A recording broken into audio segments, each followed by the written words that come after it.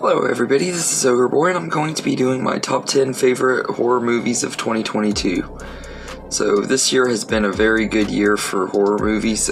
We've had a lot of really good ones. There's a lot that I haven't seen too, and everything, but I have seen most of the ones that were talked about most this year, and everything, a lot of the big name ones. So I'm going to go ahead and do my top 10 favorites. So coming in at number 10 is Christmas Bloody Christmas. This is a holiday slasher movie that I went to see at the theaters that was released on Shudder too. It follows a artificial intelligent robot Santa who goes around killing people on Christmas Eve. It's a really simple paint by numbers slasher movie. It kind of is something we've seen before in other movies and stuff, but it still is a lot of fun and has some really good meta humor, and it's a really entertaining movie. It's got some really great practical effects and kills, and really nice 80s aesthetic that makes it feel like it just came right out of the 80s. So Christmas Bloody Christmas is a fun time. So it's number 10, and number 9 is Pearl. I just watched this movie so that I could maybe squeeze it on this list and everything. I saw the movie. This is a prequel to X, and that'll be much higher on this list. Back a few months ago when it first came out on DVD or whatever, and I'd been really wanting to see Pearl ever since it first came out. I didn't get a chance to see it in the theater. It left before I could. But I really enjoyed this movie quite a bit. It was really enjoyable. It's like with a lot of A24 movies, it is a slow burn, but it's a really good character study into Pearl's life and everything, and like her descent into madness and stuff. It just works really good.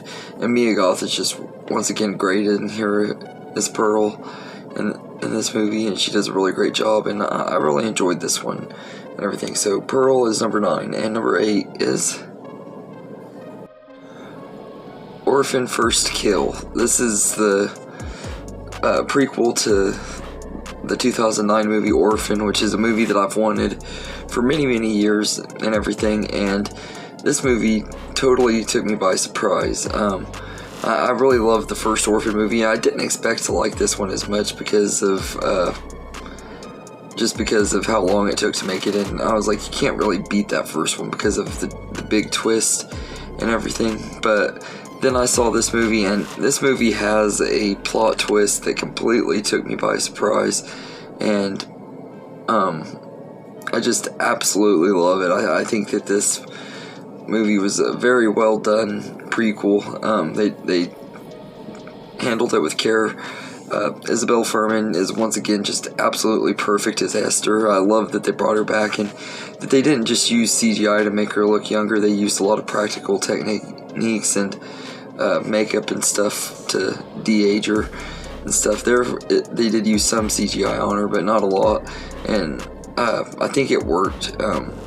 She looked really like she was a kid again and everything, and they did a good job with it. And like I said, the big plot twist just totally threw me off. It was a really awesome plot twist and everything. I'm not going to say what it is in case you haven't seen it. If you've seen the first one and are eerie about the second one, I would definitely recommend watching it, because that plot twist I think is going to throw a lot of people off, and it makes it one of the best movies of the year for sure. So Orphan First Kill is number 8, and number 7 is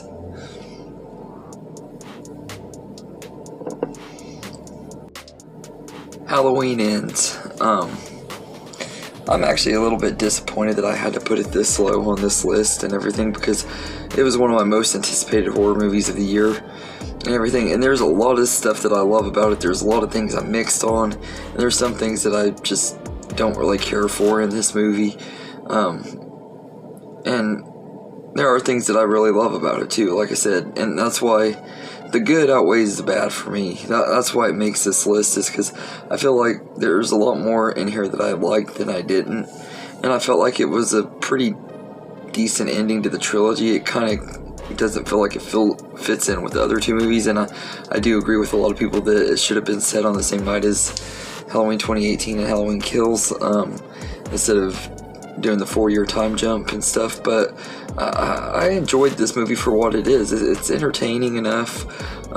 It's got a good enough story.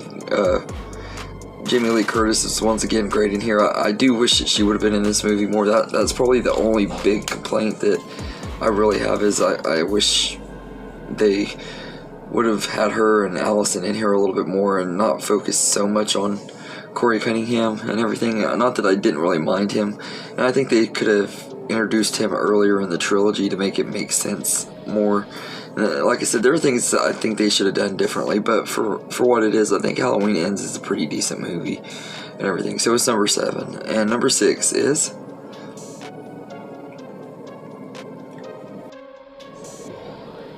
Texas Chainsaw Massacre.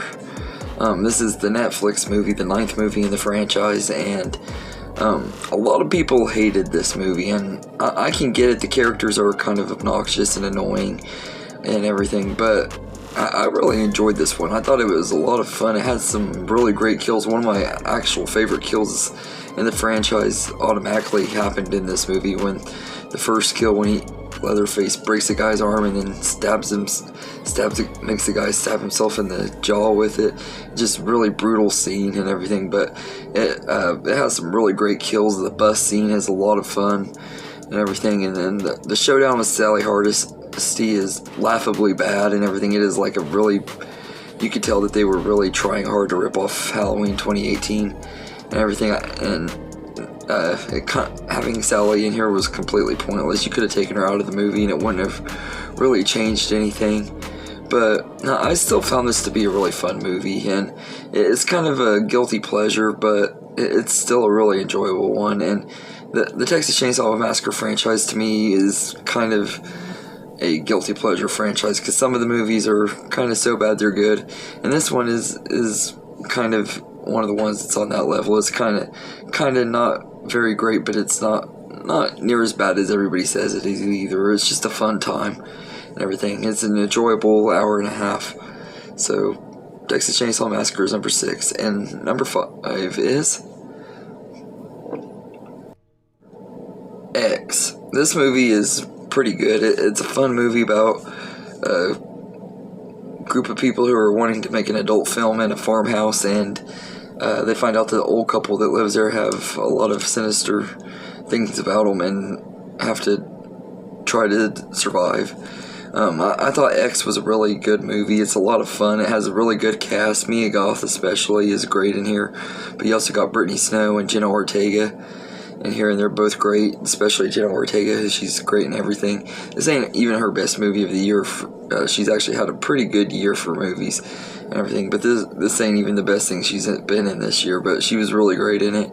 And it has a lot of really good kills and brutal violence and stuff. Like, it takes a while for it to get going, but once it gets going and it becomes a slasher movie, it is a lot of fun and everything. And I love that it is a blend of like an 80s slasher or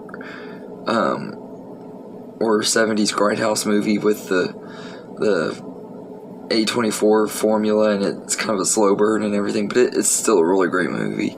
So X is number 5, and number 4 is Barbarian. This is a really, really good movie. I went into seeing this movie without knowing anything about it, except I had seen the poster for it. That was literally the only thing I knew about it. I didn't watch any trailers or anything, and this movie just completely surprised me because it was really, really shocking and had a lot of twists and turns in here. The third act, or like halfway through it, there's a big twist, and then the third act has some pretty big twists too, and it's a really, really good movie. One of the best horror movies of the year for sure, and everything, and probably the best original horror movie of the year for sure, and everything. It's just a really, really great movie. If you haven't seen it, I highly would recommend it. I think it's on HBO Max and everything. I don't know if it's on DVD yet, or it might be, and everything, but I definitely would recommend watching it. So Barbarian is number 4, and number 3 is Scream 5. I absolutely love Scream 5. This movie completely took me by surprise. It did something that I had wanted the franchise to do for a while, and killing off one of the main characters and everything. And because they waited so long to finally kill one off, it had a really good emotional impact and everything, and brought some good emotions to the story and everything. And it's really an enjoyable movie. Scream 5 has, like I said, it's got a great new cast. All of the young actors are likable and stuff in their roles, although there's this one character that is kind of annoying. I don't remember what her name is. She's the one that always complains about every time they joke about her being the killer and stuff, she gets all butthurt and everything. And she's like one of the red herrings to make you think that, okay, maybe she is the killer, but she wasn't. She's kind of an annoying character, but everybody else is really likable. And I like the little twists and turns they had in here and everything. I think the killers were pretty cool and everything, and it's not the very best in the Scream franchise or anything, but it's still a really fun time and one of the better movies of the year, or horror movies of the year for me and everything. And out of all the big franchises that made a big return this year, like out of the old school ones, I'd have to say Scream did it the best this year. So Scream 5 is number 3, and number 2 is The Black Phone. This is a movie based on the Joe Hill short story, and it is a really, really great movie.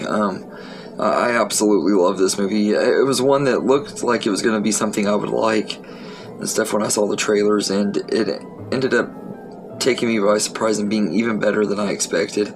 It met all my expectations on how good it was going to be and everything, and I'd heard a lot of hype about it, and unfortunately I missed out on seeing it in the theater. I just didn't get a chance to because of stuff that was going on in my life at the time, but I really enjoyed The Black Phone. I thought it was a great movie. Ethan Hawke as the Grabber he's going to become a new horror icon. I can just tell. He's absolutely great in here, and I really hope we get a prequel. I don't think we really need a sequel, but a prequel would be welcomed and everything. I'd love to see what they would do with it, and I hope if they do make one, they get Ethan Hawke back, because he was just absolutely amazing in this. So The Black Phone is number 2, and my number 1 favorite horror movie of 2022 is Terrifier 2. This movie is just an absolute blast from start to finish. I absolutely enjoyed it. I don't think there's been a horror sequel in recent years that has felt this satisfying. It just was a very satisfying sequel and everything to the original movie. Everything that was wrong with the first movie that a lot of people had complaints with and everything, like the underdeveloped characters and stuff, and not having much of a plot, it's totally fixed in this movie.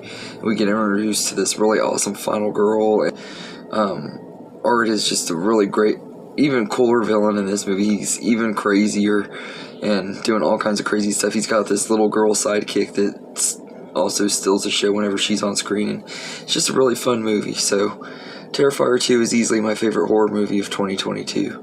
So anyway, let me know in the comments what your favorite horror movies of 2022 are, and I hope you enjoyed this video, and have a good day, everybody.